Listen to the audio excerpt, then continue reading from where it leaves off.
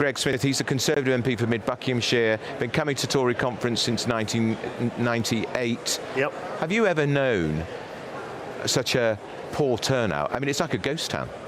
The conference does feel quiet. Actually, it is reminiscent of those years after we had that big defeat in 1997. But actually, the thing that matters is that members are turning up in slightly greater number to see the contest, to see the four leadership candidates in action, to test them before they cast their votes when it gets to the final two before the 2nd of November. And actually, to me, what's happening behind me actually plays to the narrative of something we've got to do as a party.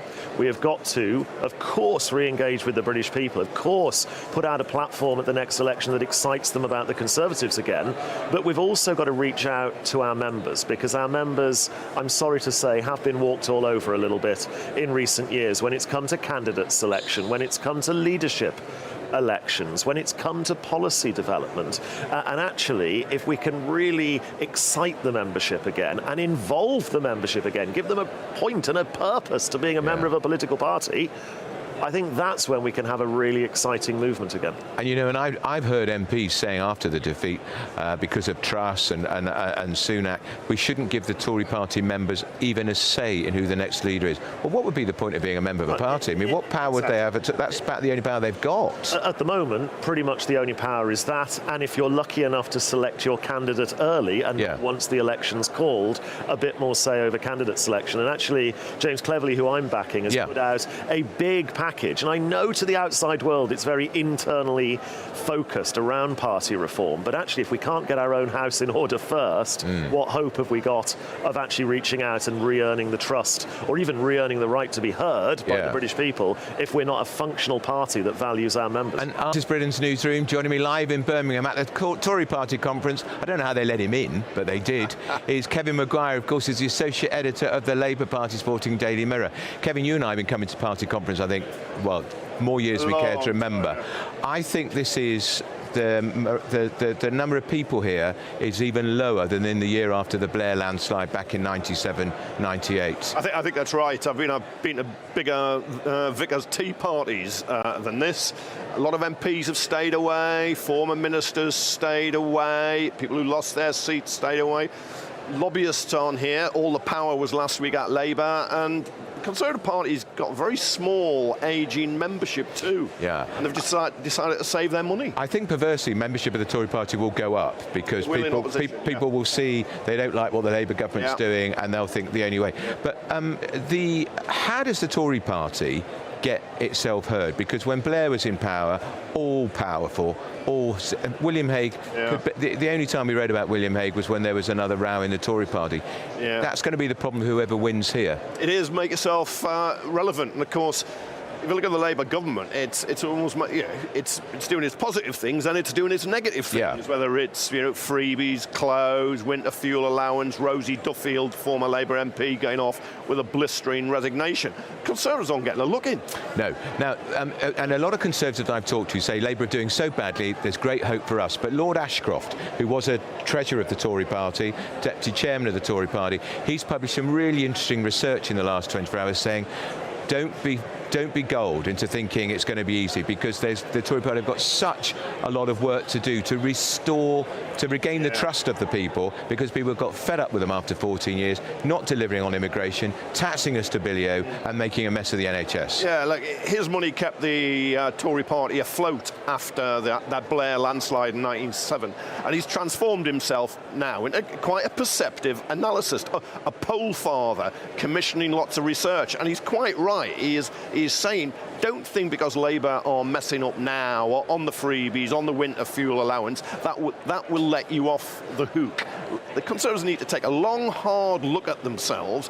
Why did they lose the trust and the votes of people after 14 years? They became directionless, they were squabbling, didn't know what they stood for, were attacked on one wing by Labour and the Lib Dems, on the other by Reform UK. And if they just think, well, Labour's messing up, they won't look at themselves. And he says that's a big problem, because the country won't regret booting them out in July. That spirit, that's not going to change. So they've got to think, how do you win back voters? Well, it is an extraordinary thing in the last 24 hours. The resignation letter of Rosie Duffield from the Labour Party was one of the most devastating letters. I've been looking at resignation letters for decades. It was devastating. It attacked Keir Starmer personally on a number of fronts. The boys' club, he has got a women's problem. Remember, he was the one who famously couldn't say whether only a woman has a cervix. Ridiculous, only a woman can have a cervix. She's says the preservation of women-only spaces are important, but I think it was the way she linked the fact that he's taking the winter fuel off the poorest pensioners with his nose so deeply in Lord Ali's trough. Yeah. This is a man, Kevin, he spent £32,000 on clothes from Lord Ali. £32,000 is what a nurse earns in a year. Yeah, Rosie Duffield's been on a journey away for Labour for some time, because on the actual, we'll call it the trans issue, he's moved closer to her, not away. She's also made a big issue of not lifting the two-child benefit cap. Well, that wasn't in Labour's manifesto. I think some of the criticism about taking freebies when you're taking away the winter fuel allowance will chime with some Labour MPs, a lot of Labour voters. But she was falling out with her local party. There were some there, I know, wanted to deselect her, but they were stopped. Are you saying she's a difficult woman, Kevin? No, I'm not saying she's a difficult she can think whichever way she likes, and she's a free thinker. My point, though, and I've argued this for 40 years, if an MP changes parties, I think that MP should fight an automatic by-election. She's sitting as an independent. I mean, she's not defected to any other side. No, but she got elected as a Labour MP. Now, I thought this when Tories were defecting to Labour before the last election. It should be an automatic by-election because she was elected as a Labour MP. If Canterbury want an independent MP and they want Rosie Duffield, they can vote for her. And I think if Rosie Duffield stood against an official Labour candidate, I think she'd win because she'd make it a referendum on the winter fuel allowance. Yeah, but it would be wider than that. The Greens would probably do reasonably well. Right.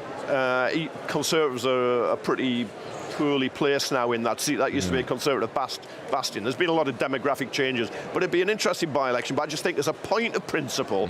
If you are elected under a banner and you leave that banner, you should have to fight a by-election. Why is Lord Ali so deeply enmeshed in the Labour Party leadership? What has he got? What does he want, Kevin? He's got his period. He's got lots of money. We hear that he was involved in do not topple Bashar Assad in Syria. We know he had his all-access pass to number 10. What does he want? I mean, £32,000 in suits and spectacles for the leader of the opposition, the now Prime Minister. It's a staggering amount of money. What is he after? He's worth 200 million, or he's thought to be worth 200 million. He's given Labour 700,000. He's become a spider at the no such thing as a free lunch. Kevin, there's no such thing as a free lunch. No, of course there's not. It's said that he wants access to power and he wants to be at the top table. Now, a bit of that will always be ego, and it'll be driven by, aren't I important, aren't I well connected? But you've got to ask what anybody gives, any politician, because let's face it, they are philanthropists. And you know, one thing's absolutely for certain, Kevin Maguire has not spent £32,000 on his outfits, which he comes to party conference in at all. How much does your suit cost in Marks & Spencer? You can get a good one for about 120 quid. £120. Is yours machine washable? No, dry cleaning. Mine costs more than £120, but I could not spend £32,000 on suits. It would take me a lifetime.